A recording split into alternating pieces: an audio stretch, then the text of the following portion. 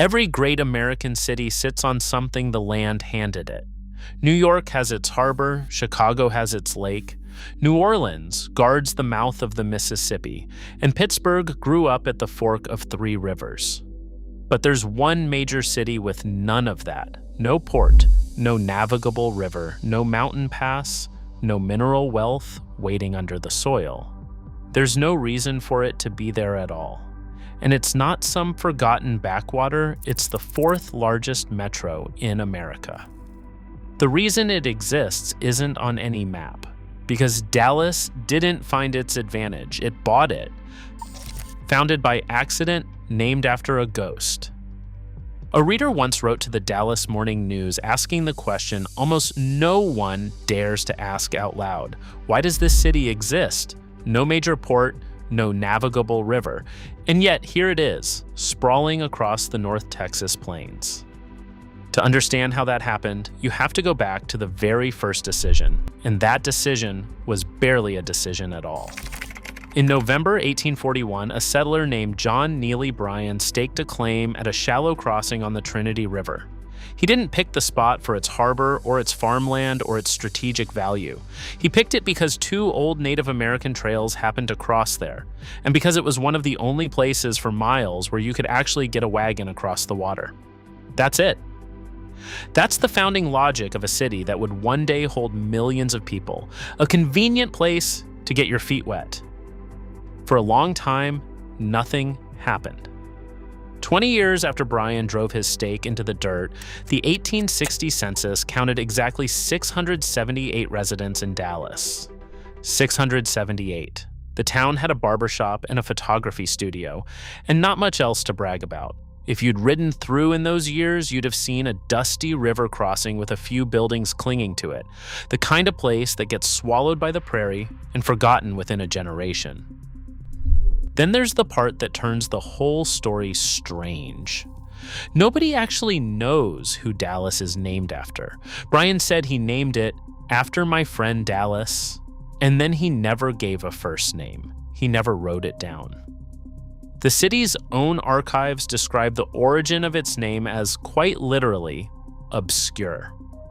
Historians have floated at least 5 different candidates over the years, and there's no way to settle it because Bryan died in the state lunatic asylum without ever leaving memoirs.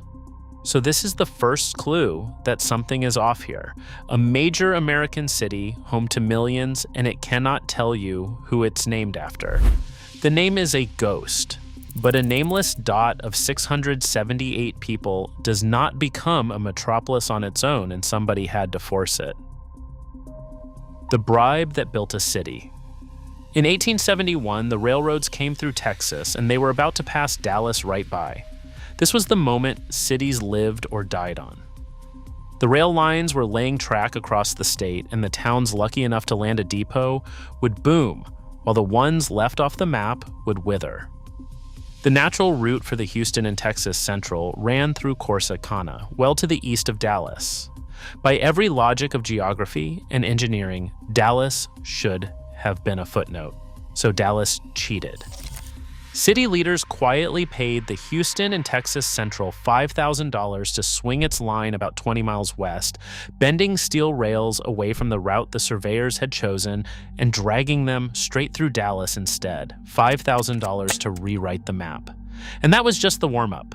The masterstroke came with the second railroad. Dallas could not afford to bribe the Texas and Pacific too, so the city's leaders got creative.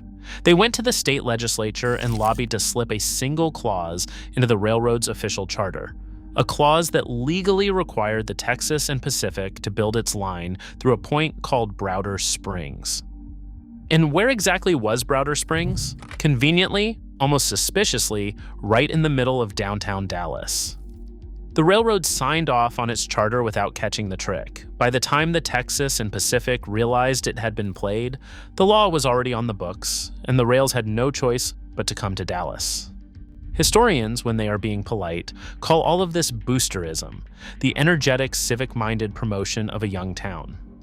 But at least one history puts it far more bluntly, stating outright that the railroad was lured to Dallas through bribes and land gifts. Polite word or blunt one, the result was the same. On July 16, 1872, the first train rolled into Dallas, and the town threw a barbecue to celebrate. The effect was instant and almost violent.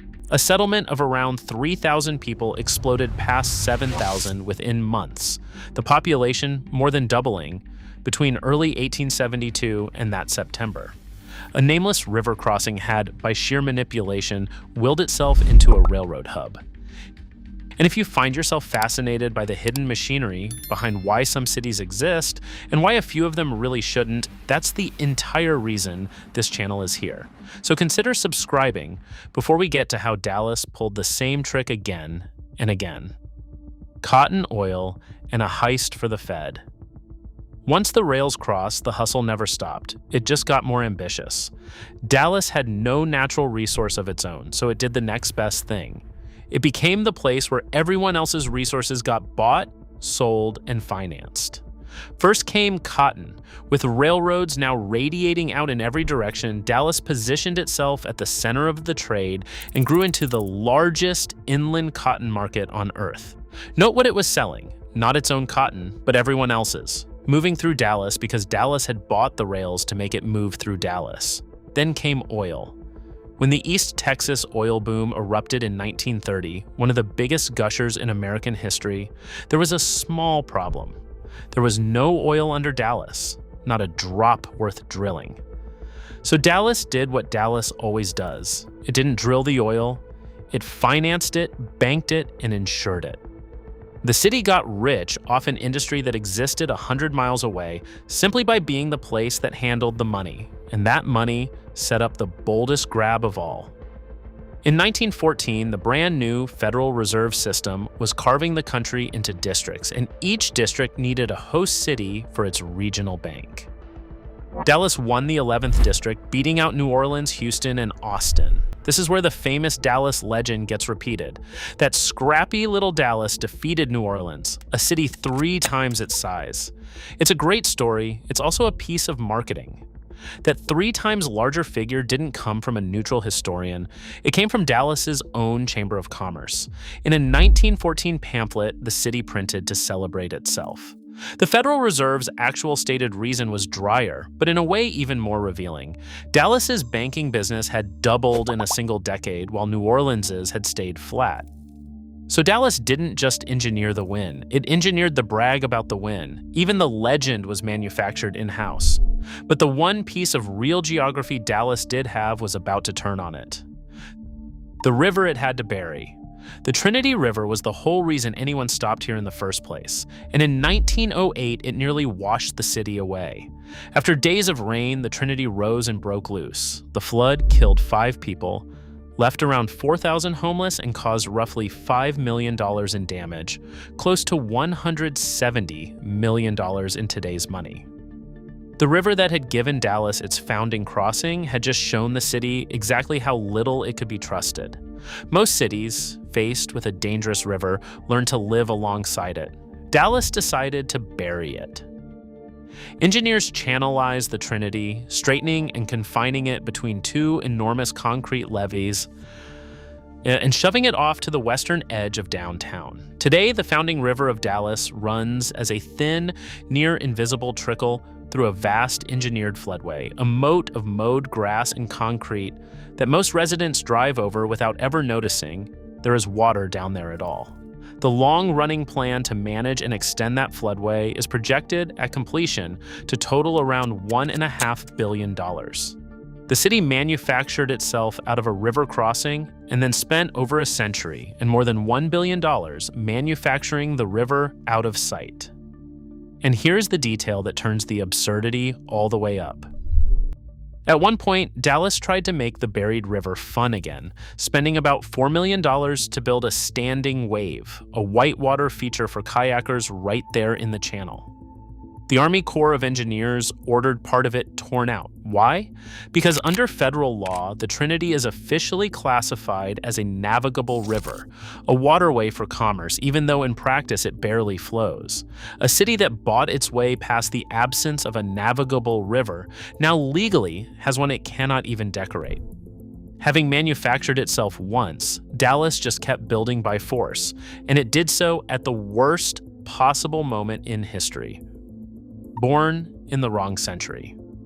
Most great American cities matured before the automobile, and Dallas exploded right in the middle of it. New York and Chicago had already laid down dense cores, walkable downtowns, and rail networks long before cars arrived.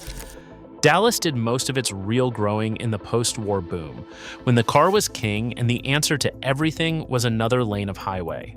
So that is what it built. Today, the metro carries roughly 11,500 lane miles of road and moves about 77.5 million vehicle miles every single day, according to state transportation figures. Public transit carries a sliver of that, and by the city's own estimate, around 3.8% of commuters, which has earned Dallas a reputation as the worst large metro in Texas for living without a car. The headline that comes out of all this is genuinely startling. By the Climate Trace model, an AI and satellite system unveiled at a recent climate summit, the Dallas-Fort Worth Metro ranks third in the entire world for transportation emissions, behind only Los Angeles and New York. It is worth being careful here. That model has not been peer-reviewed, and it measures the whole sprawling metro, not the city proper, whose own inventory comes in far lower. But even with the caveats, the picture is clear. This is a place built so completely around the car that it produces tailpipe emissions on a planetary scale.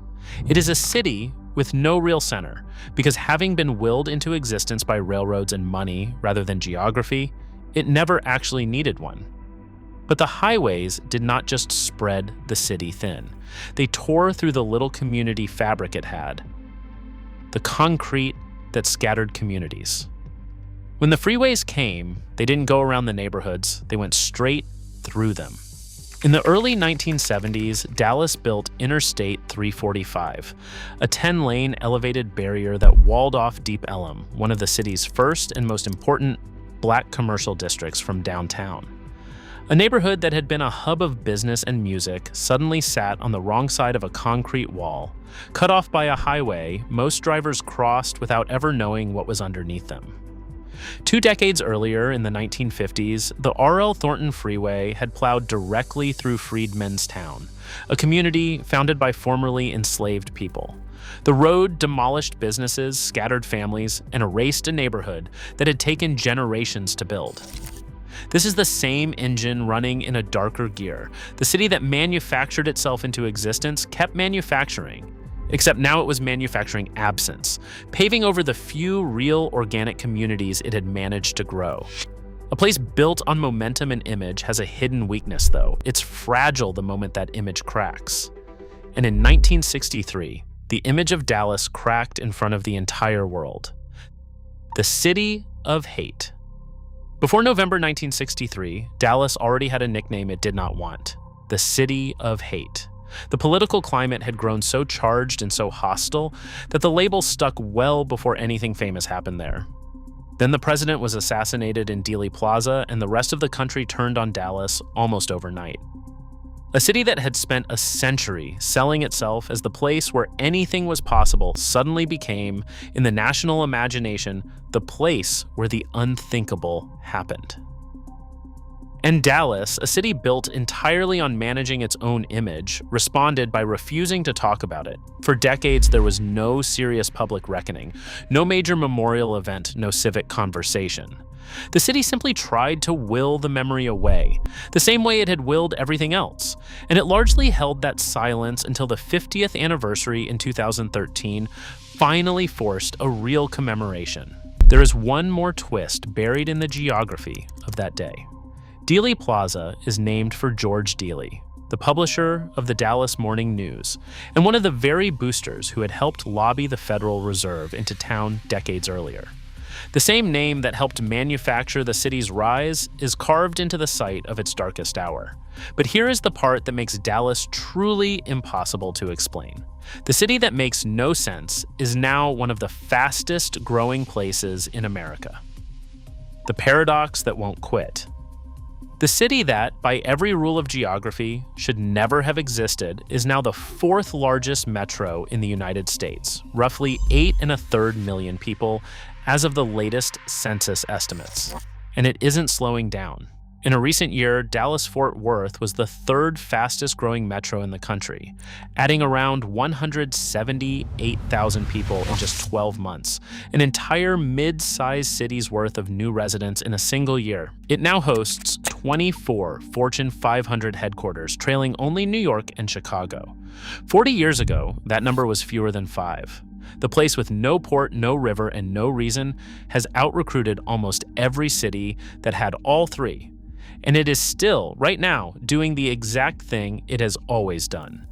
As of spring 2026, Dallas is locked in a live, unresolved fight over whether to tear down its own city hall, the dramatic, wedge-shaped building designed by the legendary architect I.M. Pei, to clear room for a proposed billion-dollar entertainment district and a new arena for the Dallas Mavericks. Public input has run heavily towards saving and repairing the building, but the debate is genuinely undecided with a city council vote on the horizon. A century and a half after bribing a railroad to bend toward an empty river crossing, Dallas is still willing to bulldoze a landmark and rewrite its own map for the next big bet. It never stopped engineering its own relevance because that ambition is, and always has been, the only thing holding the place together. So let's go back to where we started. The map. The city that refused to not exist. Pull up that night map of America one more time. Every glowing dot has a reason. New York glows because of its harbor. Chicago because of its lake. New Orleans because of its river mouth. Pittsburgh because of its three-river fork. Every one of them is anchored to a gift the land handed over. And then there is Dallas, anchored to nothing but its own nerve. The honest answer to why Dallas makes no sense as a city is that it was never supposed to be one. It is the single great American metropolis that exists for no geographic reason at all, built, bent, bribed, and bullied into being purely because the people there refuse to accept that it should not be. If you want more hidden stories about why our cities and landscapes ended up the way they did, check out one of the videos on screen now, and subscribe so you do not miss the next one.